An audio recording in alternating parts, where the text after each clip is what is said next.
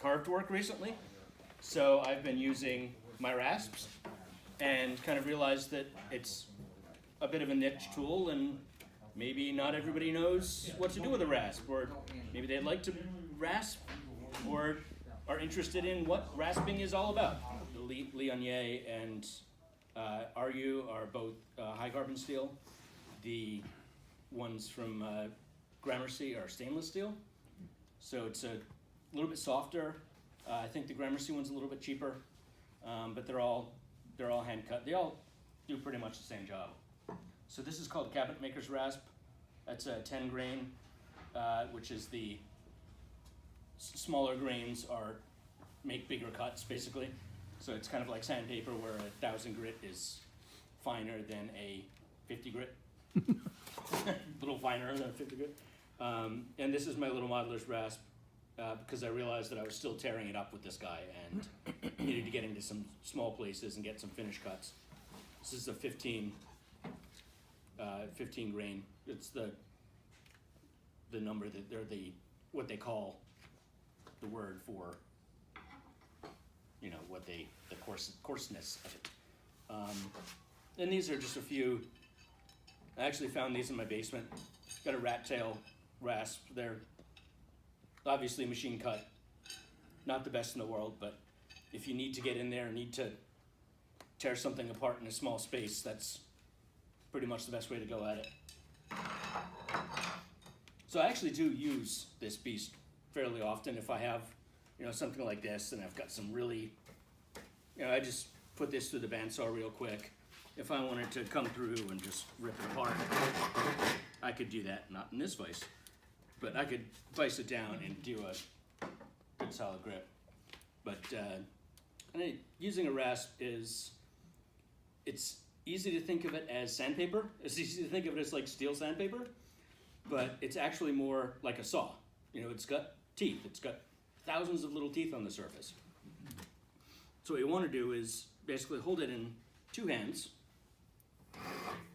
and keep the teeth in the cut. You don't need to press down and actually that's going to do a whole lot of, that's not going to help you out. That's going to make it just stick. You want to just lightly, nice light passes on a vase that works.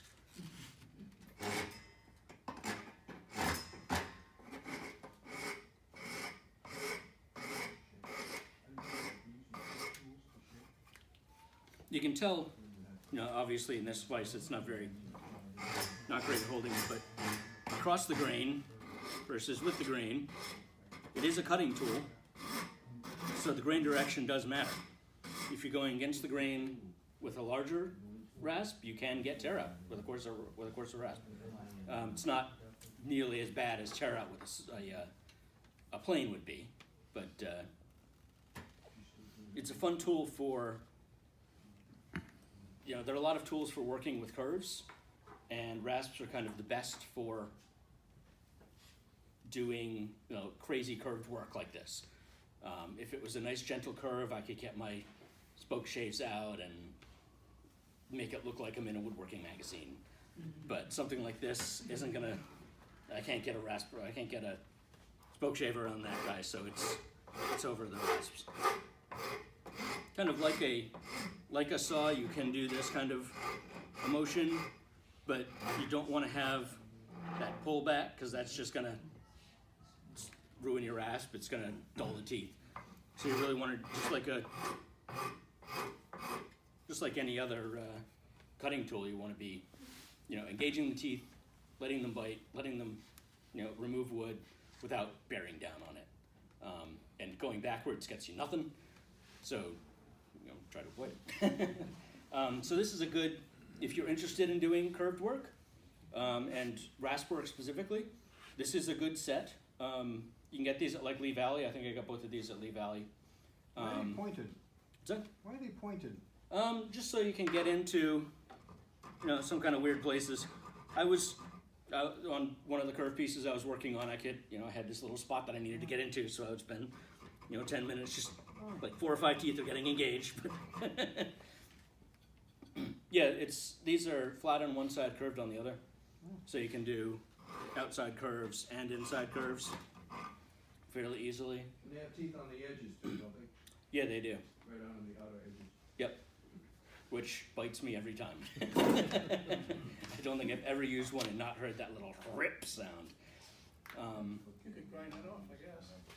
Yeah, Then you find a use for it immediately after you get it. exactly. As soon as I remove it. But if you're looking at getting into rasping, these are excellent. The RU ones I like. The Angers is just as good. The Gramercy ones, if that's, I don't like stainless steel personally. I don't like the feel of it, but I have a friend who has it and he says they're great.